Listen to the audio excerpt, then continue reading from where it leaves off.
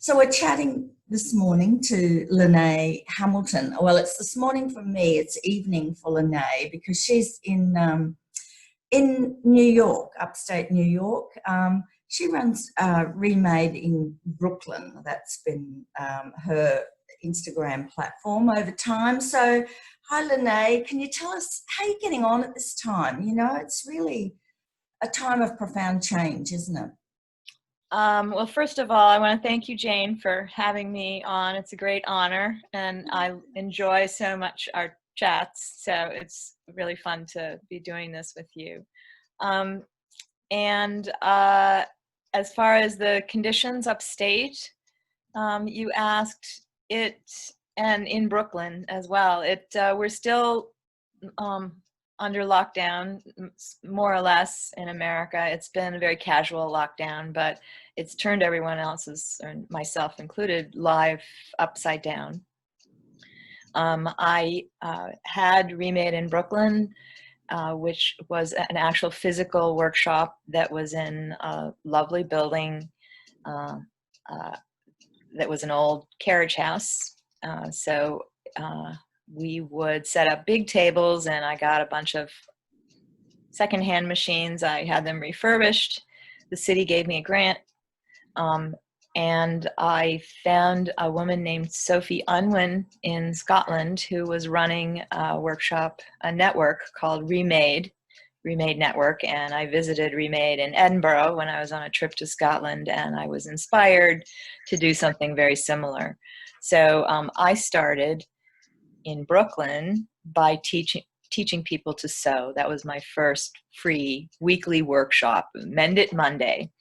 And at that time, I was following Sophie's program, her template, and we also ran Fix It Fridays, which was fixing everything else. So we would fix things that spin, so turntables and fans. We would try to keep it thematic. And then I just sort of sat back. Sophie's great advice was to, open your door, invite as many people in as you can, and then stand back and talk to them and ask them questions and watch what happens. And don't give your community what you think it needs, but what you hear them telling you. So we put up a suggestion board, and I thought, just from anecdotally talking to people for months and months, I thought that a good way to bring people in would be to teach them how to sew. It's a great life skill to have. Certainly learning to sew as a youngster, my mother and grandmother taught me to sew. They were great sewists. Most of our home furnishings, quilts and curtains and our clothes were made by hand, which at that time had a stigma to it. But I learned to sew from them, and it I think has really helped even the way I think about things. It helps me think about things three-dimensionally, and I love making things. I mean, once it gets in under your skin, you can't really not do it. It's a great superpower, I think. So I wanted to share that with other people and introduce them. And it seemed like there were a lot of people in Brooklyn that I talked to that say, "Oh yeah, I'd love to do that for free." So that's what we did, and we started building a community, and it was great. We added another group on Wednesdays with a woman who I collaborated with, Akila Stewart, who runs Haifatra, which is a nonprofit organized around remaking things, reusing things. And she's connected to another group called Wearable Collections, which collects secondhand donated clothing in Manhattan. They're pretty big. And then the network then sort of began. And it was so much fun. Everyone I met has become a great friend because they were all people with similar lifestyle and similar values. Similar values Yeah, around authenticity. And exactly. Renee, so you must miss that ability to be able to meet face to face, you know? Yeah, I really do. And just the, the sense of touch, the tactile part of it, and just being around people. It was a great, as things were going on, political tensions, whatever, it was a great comfort to people to come together. Although we never discussed politics, but it was a sisterhood. It was mostly women, which did not surprise me. But what did surprise me is there were a good number of young men who had come too. So that's what we did. And I should add that starting this nonprofit is a project for the last chapter of my life. I've rolled around a lot. I've been a filmmaker, a graphic artist, a PTA president, all kinds of different things. And I think that running this workshop was a great way, and is a great way, to sort of bring all my skills, the skills that I've gathered as I roll around, to contribute That's and great. serve the community. Yeah. So I guess it's evolving further now that you're in a different location, and maybe online is becoming more important. Yeah, thank you for mentioning that. I made the sad decision to just discontinue, to close the doors of the workshop because COVID started. And when it first started, we sort of thought it might just be, I don't know, a couple of months, and then it just wasn't. And there's just no end in sight still. So I decided that I would move upstate and in a healthier spot, and also where I could work remotely on an online platform that could serve the community as a resource for repairists, where they could find tutorials and supplies and advice and a community, events. So it's a pretty ambitious plan, but I don't know what it's going to be named yet. If anyone has any suggestions, it would be much appreciated. So I'm hoping that I can serve the community that way. The thing, working with Sophie and working from a template that came from Edinburgh, Scotland, it was a big shock to me that the difference in the culture of repair between the two countries. And in the UK, they've always had the wonderful saying, mend and make do. And in America, there's always been quite a bit of stigma about mended garments. And you're seeking to change that, obviously. And I would really like to. And it's so deeply embedded. And right now we're enjoying a little bit of a moment where mending is very fashionable, and so that's great because people are thinking about it and thinking in new ways about their clothes. I mean, even the fact that we're not going out anymore, I mean, that's a major thing to think about. Why would you need to spend money to buy clothes to go out? So and I also think it's maybe beneficial that we've all been forced to slow down and we have a lot of time to think. So I've always felt that, when we mend our clothes, we're actually mending ourselves. There's something soothing and therapeutic about it. It's kind of, I don't know, it's intangible, but it just creates a change when you switch mindset to, I can fix this, I can adapt it. And adapting is such an important attitude at this time, isn't it? Yeah, it's important to be flexible, and it's also really important to nurture your relationships, because that's the thing I miss most. And you have to work a little bit harder to maintain them if you can't just drop in on somebody. But mending is so soothing, and it's empowering, like you mentioned, and it is bonding. To sit next to someone and mend a project is somehow, it's almost like religious in a way. It's hard to describe, but it's a wonderful activity, and it gives so much back. And Mm. it's a great way to be with friends, and even online. I mean, you could have a Zoom mending circle, for example. Mm. Yeah, well, I'll join in when you get one of those happening. You should be leading them. So, I guess this time of change, do you think it's changed our attitude a bit to resources and where they come from, and having less waste, or, reclaiming things that are to hand? Do you feel, I know that had an immediate effect, but, here we are, and Yeah. maybe it's a longer term change that's happening as we start to appreciate things and the need to keep things cycling in our lives and in our economy. Yes. And the other thing, if this applies, is the fact that it's more difficult to get things now. I mean, a lot of shops are still closed, and so people have had to find things online and have them delivered, and that always involves a time lag.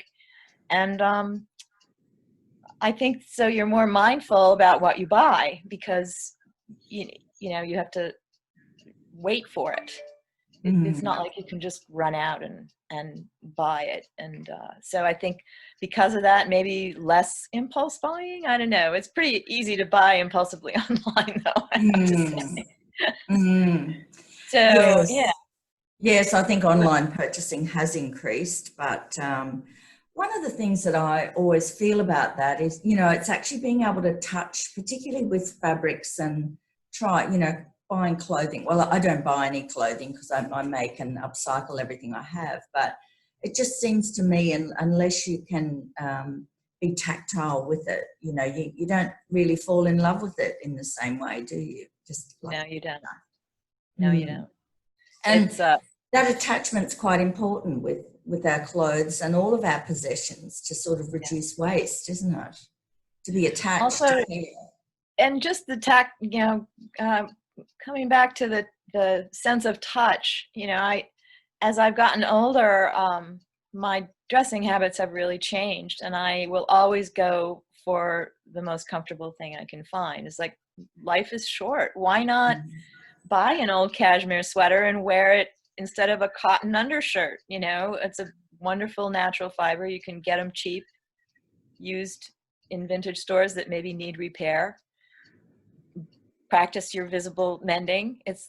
I look forward to having holes, because it gives me a chance to try out something maybe with visible mending, or see if I could practice my invisible mending skills. And so, yeah, the fibers are so important. It really is, I think, important to have natural things against your skin.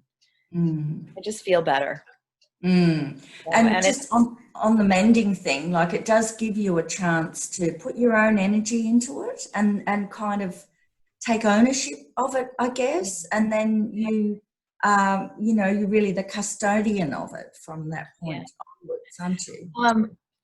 A friend of mine, Kate Suckleys, just wrote a book, or she wrote it last year. It finally got published. It's called Mend. Yes. And she started a project. We've had a lot of racial unrest, I'm sure everyone knows, here in the United States. And there is a memorial project that was started. It's a hashtag, say her name, and it was for justice for Breonna Taylor. It was started for that, but it was for women who have been victims of police shootings, that people didn't really know women also have been brutally murdered. And the first one that came to the world's attention was Breonna Taylor. And so they started a hashtag, Black Lives Matter. People started a hashtag, I believe. It was the Black Lives Matter people. And then my friend Kate picked it up, and she started a project on Instagram called Sew Her Name. And so she started mending an old linen dress, and she's visible mending, and where the tears and weak spots were, she embroidered those names. Sorry. she embroidered the names of those women who were murdered and then forgotten. And so I did one, and on a cuff of an old jean jacket, denim jacket that had frayed. And it was such a moving experience for me, because I kept this mantra in my head, which I learned from my friend Akila, and it is every stitch a prayer. And it's almost like meditation in a way when you're doing I like to do blanket stitch and rice stitch, things like, simple things. And I think of that, every stitch a prayer. And then once it was done, it's on the cuff of my jacket. So I tend to do this with my jacket to pull it down and walk around with it. I like long sleeves. But I can feel that woman's name. Her name's Miriam, and it's almost like Braille because it's raised from the denim cloth. And it really is this, now that denim jacket, which I've had for over 30 years and is one of my favorite garments, has that extra spiritual meaning for me. Yes, I mean, this is real life, isn't it? It's The real power, life through the our power of clothes. stitching. Yeah. Yeah, that's great. So I guess this hands-on practice is so soothing, really, isn't it? And meaningful. It brings meaning to our lives. But in what other ways in your daily routines and that how do you keep yourself positive? Oh, well, I have a dog, and she forces me to get out and exercise because I generally, my favorite thing to do is be in a nice cozy room mending or reading. But I'm getting older now, and it's important to get out, and it just, nature is really important to me. And I was starved for that when I was in Brooklyn. So my routine is to take her out for a nice long walk at the end of the night, just at sunset, and admire the beauty and practice mindful breathing, sort of a meditative walk. And that's a great routine. And I'm up in a cabin, so there's a lot of physical work to do.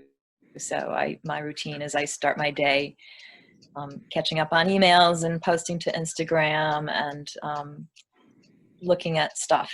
And then in the afternoon, I work really hard on physics. Right now, I have a couple projects going, scrubbing and refinishing deck outside before it gets too cold. And then I also take 1 or 2 days a week to be with my girlfriends, and we have a group called the Gratitude Girls, and we paddle our canoes together. So we usually throw our canoes in the cars and drive to some lake, and then when the sun sets, we give it a round of applause, and then we go around and tell what we were grateful for that week. And it's it's an optional thing, but it's a changing group. I mean, there's about 30 of us, and so if you can make it, it's usually on Monday nights. So, and then I just kind of have to take care of myself. Yeah. So what in terms of society, what changes do you see ahead? How do you think what's happening now is going to impact in future? I think we're going to become, on a local scale, more socially distant. It's hard. I'm just talking about my perspective from the United States. It seems we're on a path that's sort of unique, different. I mean, my sense is that people are kind of getting back to normal in the rest of the world. But for us, I don't know. And the election is still very much up in the air. So it's time of great uncertainty. And so I think people are kind of hunkering down here locally and sort of staying to themselves and unfortunately hoarding things and trying to figure out what they're going to do next. and spending a lot of time online. So I think local communities might suffer here in America, but I think the exciting thing, the flip side of that, is the global community is going to become even more connected. And one thing I love about our mending community is that it is global. I met you through Instagram, actually, by inadvertently reposting someone else who used some of your text, and then I didn't give you credit, and you corrected me, and it was all very friendly.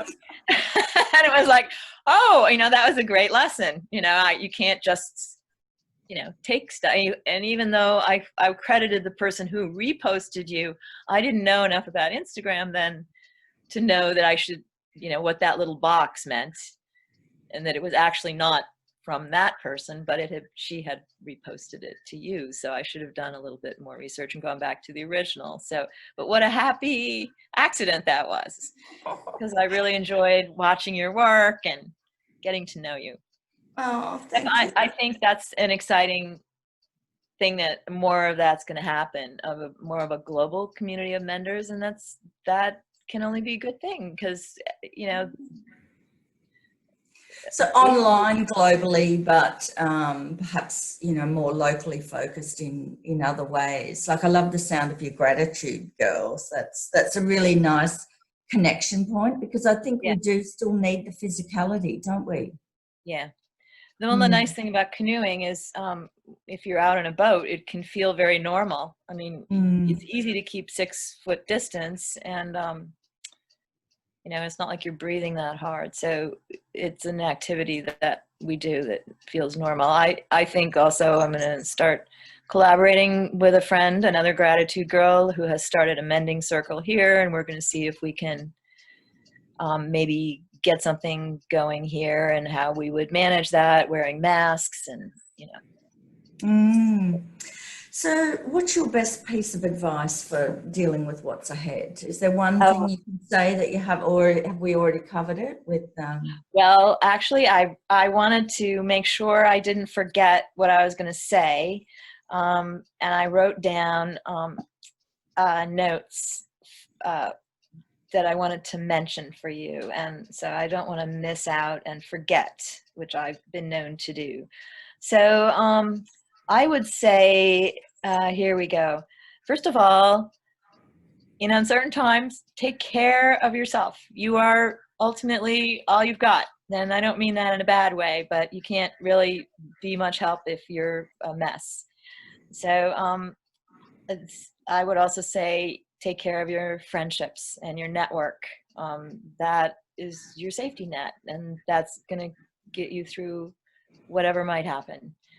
Your friends have skills too, and all sorts of powers that you might not. And I think when times are chaotic and strange, it's great to have a community. It's also just a great source of comfort.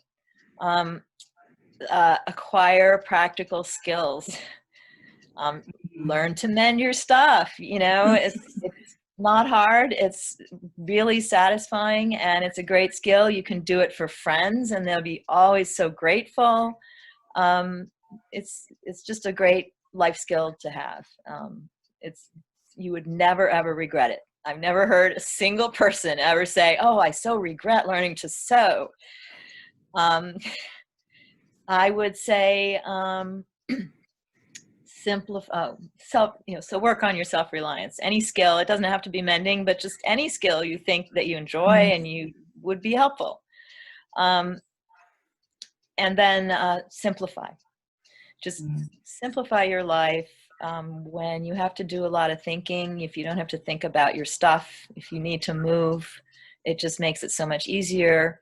At my age, I've accumulated way too much stuff, and I know from personal experience that after a while your stuff starts to run you, as you become a slave to your stuff. So try and get rid of as much as you can, and there are lots of people out there now who could really use your stuff, so get rid of it in a constructive way.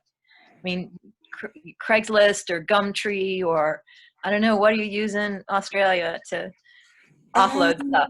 Well, we used to have a curbside collection, which was fabulous. So once a year, one stage it was twice a year, you'd put it out on the street curb and people would be driving past and Oh, think, oh, yeah. Free but stuff. yeah, but Yeah. sometimes I've actually done it a little bit informally. I've been working on the garden and I had these two concrete bunny rabbits from when the kids were little. Oh, And look, I just didn't want them anymore. And I felt, and I knew the kids didn't want them. So I thought, oh, I'll just pop them up on the street for a while. So these two little white rabbits appeared on the street. how big were And, they?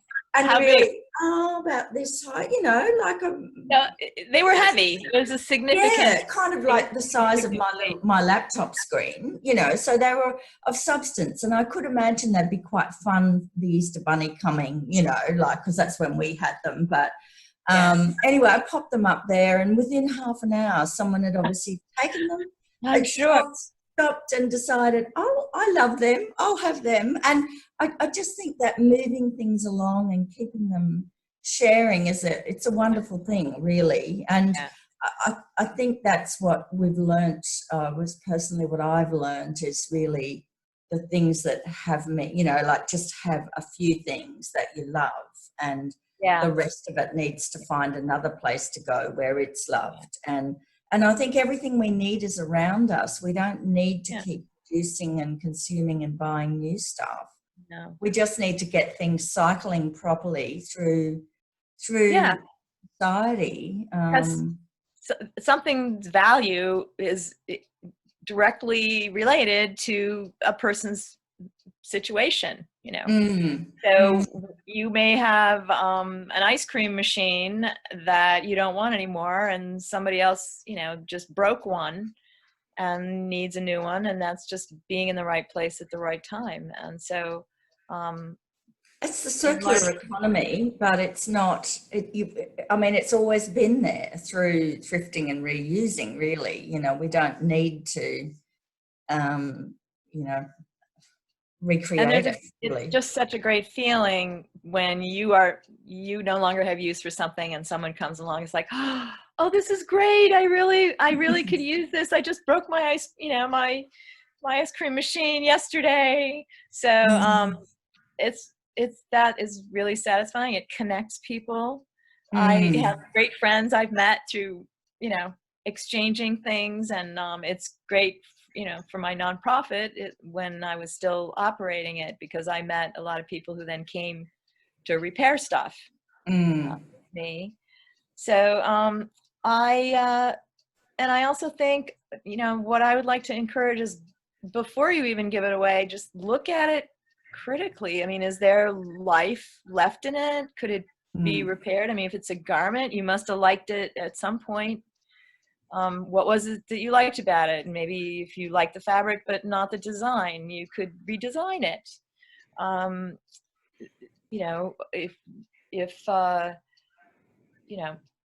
You want to, if it needs repair, you could repair it. If it's stained, you could over dye it. There's no end to what you could do. Just before COVID was happening, I came across a local thrift shop actually up here. Men don't wear suits so much anymore. And especially now that, oh my God, now that half the people aren't going in, there's like too much. So I think maybe, all the people are divesting themselves of all this stuff, and it's a great resource. I found suits. One was a Yves Saint Laurent suit that was Italian merino wool. It was luscious. It was so beautiful. And I have a friend who's now in Moscow, because that's where she's from. She had to go back with COVID, but she's amazing at cutting things up and putting them back together. We had a program with her, regular workshops, that was called Old Clothes, New Life. And the tagline was, turn your ex-boyfriend's jacket into a skirt. And, she had these gorgeous friends who were these leggy Russian models, and it was all very experimental. It was edgy, as opposed to sewing daisies on things to cover holes. So I tried to through my Instagram feed, I tried to show all the options there are for refashioning. I think refashioning is so exciting because the textiles, I mean, so many of these Italian woolen mills, they don't even exist anymore. And why throw that out? It seems like such a waste. So there's so much you can do. Yes, well, I look forward to staying connected and keeping working through that idea of an upcycling and mending community. So it's been great to chat, Linnae. So thank you very much. And thank you, Jane. Yeah, we'll see you another time. I hope so. This was really fun. Thank